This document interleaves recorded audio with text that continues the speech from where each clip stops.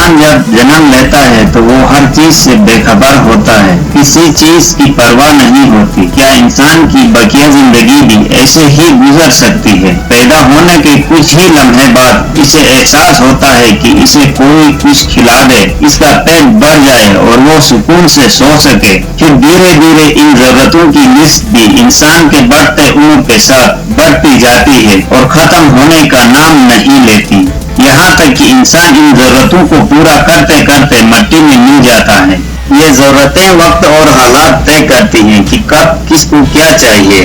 کوئی دولت کے پیچھے بھاگتا رہتا ہے تو کوئی من کی شانتی کی تلاش میں رہتا ہے تو کوئی عزت کو بنائے رکھنے کی کوشش میں لگا رہتا ہے، اور انہی ضرورتوں کا پھل کبھی کبھی اتنا کڑوا ہوتا ہے کہ انسان نہ اسے نکل سکتا ہے نہ تو اگل سکتا ہے، اور اسی بیچ کچھ شاطر دماغ اپنی حوث کی چنگاری کو سلگانے کی کوشش کرتے ہیں اور انہیں لگتا ہے کہ وہ کامیابی سے اپنا کام سر انجام دے رہے ہیں، مگر وہ اس بات سے بے خبر ہوتے ہیں کہ جرم کی زندگی جتنی بھی لمبی ہو، جیل سے زیادہ دور تک اور پھانسی کے پھندے سے زیادہ اونچی کبھی نہیں ہوتی۔ آج کے سیریل کلرز ڈاکومنٹری کے اس ایپیسوڈ میں بھی ایک ایسے ہی سیریل کلر کے بارے میں ہے جو انسان کی ان ضرورتوں کا فائدہ اٹھا کر اکیلی مہیلاؤں کے گھروں میں گھس کر ان کے ساتھ بلاತ್ಕಾರ کرتا، اور یہ مہلائیں اس سماج میں اپنی عزت بنائے رکھنے کی خاطر خاموش رہتی تھی، اور جو اس سیریل ریپسٹ کے سامنے کھڑی ہو جاتی انہیں یہ مار دیتا تھا۔ اس طرح اس سیریل ریپسٹ نے ہندوستان کے کرناٹکا، مہاراشٹرا اور گجرات کے مختلف شہروں میں 20 مہیلاؤں کے عزتوں کے ساتھ کھلواڑ کیا، کئیوں کو قتل کر دیا۔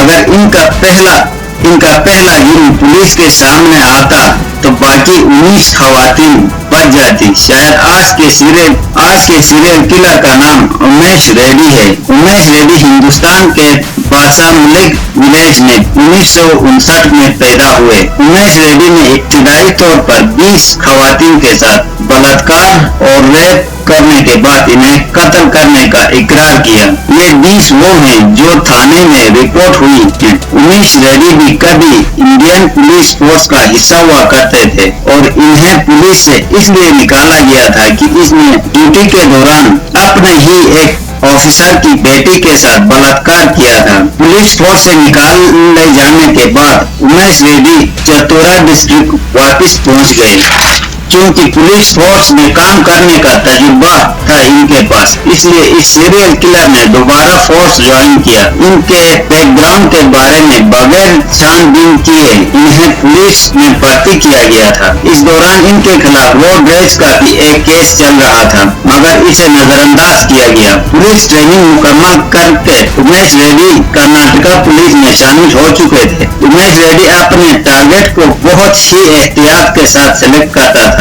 وہ دن بھر ایسی مہیلاؤں کی تلاش میں رہتا تھا جو گھر پر یا کسی دور دراز علاقے میں اکیلی ہو۔ کرناٹکا میں ان کا پہلا جرم اس وقت سامنے آیا جب اس نے ایک 16 سالہ لڑکی کے ساتھ بلاत्कार کرنے کی کوشش کی۔ خوش قسمتی سے اس لڑکی نے ان کے سر پر پتھر دے مارا اور امیش ریڈی کے چنگل سے بچنے میں کامیاب ہوئی، جس پر انہیں پولیس فورس سے ایک بار پھر نکالا گیا۔ اس سے پہلے ٹھیک اسی جگہ پر ایک اور لڑکی کے ساتھ بلاत्कार کر کے انہیں امیش ریڈی نے قتل کیا تھا۔ انڈین ریپبلک ڈے کے موقع پر پولیس پریڈ کے دوران امیش ریڈی کے ایک وکٹم نے اسے شناخت کیا تھا، جس کے بعد انہیں جوڈیشل کسٹڈی میں لیا گیا۔ اس کے بعد ان کی جرموں کی نہ ختم ہونے والی ایک داستان سامنے آ گئی۔ امیش ریڈی نے کرناٹکا، بنگلور، گجرات، احمد آباد اور کئی شہروں میں مختلف عمر کی کئی مہیلاؤں کے ساتھ بلاत्कार کیا تھا، اور ان میں سے کئیوں کو اس نے موت کے گھاٹ اتار دیا تھا، اور کئی خواتین سوسائٹی میں اپنی عزت بچائے رکھنے کی ڈر سے کبھی پولیس اسٹیشن گئی ہی نہیں تھی، بلکہ پولیس انویسٹیگیشن سے پتہ چلا کہ سیریل کلر امیش ریڈی کے خلاف مختلف تھانوں میں ریپ اور قتل کے کئی کیسز پہلے سے موجود ہیں اور پولیس حراست سے کئی بار فرار ہو چکے ہیں۔ سن 1999 میں سیریل کلر امیش ریڈی آخری بار पुलिस की हिरासत से फरार होने में कामयाब हुए और फरार होने के 2 महीने के अंदर ही पुलिस ने इन्हें फिर से हिरासत में लिया और इंडियन फास्ट ट्रैक कोर्ट ने इन्हें रेप और कत्ल के कई केसेस में दोषी पाया और इन्हें सजाए मौत सुना दी गई।